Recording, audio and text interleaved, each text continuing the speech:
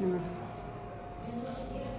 CHOच्या ज्या व्हॅकन्सीज आल्या आहेत महाराष्ट्रामध्ये, काहीतरी 1974 का काहीतरी पदं आहेत. तर याच्यासाठी सिलेबस काय असतो आणि अभ्यास कसा करावा, या परीक्षेची तयारी कशी करावी, याच्याबद्दल मी थोडं तुम्हाला माहिती देते. तर CHOचा सिलेबस एक तर PSCशी रिलेटेड जास्त असतो. त्याच्यात तुम्ही जे नॅशनल प्रोग्रॅम आहेत त्याचा अभ्यास करायचा.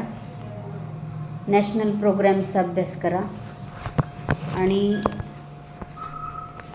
TB आणि लेप्रसी, ट्युबरक्युलोसिसचं जे निर्मूलन आहे आणि लेप्रसीचं निर्मूलन, याच्याबद्दल प्रोग्रॅम असतात. आपल्याला CHOला काम असतं TB आणि लेप्रसीचं, म्हणून ट्युबरक्युलोसिस लेप्रसीची माहिती चांगली करून घ्यायची. परत जलशुद्धीकरण किंवा PSM बुक जास्त रेफर करा, त्याच्यामधलेच प्रश्न येतात.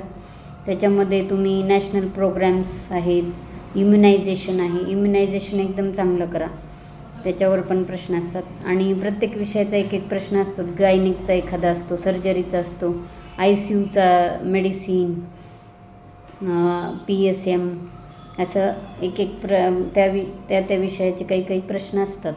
तर आमच्या वेळेस जे विचारले होते प्रश्न, त्याच्यात BMI किंवा सोडियम हायपोक्लोराईडचं सोल्युशनमध्ये सोडियमचं किती प्रमाण असतं, किंवा LMP वरून EDD कशी काढतात, हे असे, म्हणजे आम्हाला थोडा पेपर सोपा होता. तर त्याच्यामध्ये तुम्ही जास्त इम्युनायझेशन, नॅशनल प्रोग्रॅम, परत जननी सुरक्षा, जननी शिशु सुरक्षा, प्रधानमंत्री मातृवंदना योजना आणि बालकांचं हेल्थ, म्हणजे जसं RBSKचे लोक कसे शाळा तपासतात, तर त्याच्यामध्ये लहान मुलांशी रिलेटेड पेडॅट्रिकचा अभ्यास थोडा करा. म्हणजे लहान मुलांचं किती रिक्वायरमेंट असते त्यांना, प्रोटीनची असो, कॅल्शियम, कार्बोहायड्रेट, फॅटची, आयर्नची, असं. आणि गरोदर मातांची तपासणी आपल्याला करावी लागते म्हणजे CHOला. त्याच्यामुळे गरोदर ANCबद्दलची माहिती, डिलिव्हरीबद्दलची, PNCबद्दलची, ही सर्व माहिती घ्या.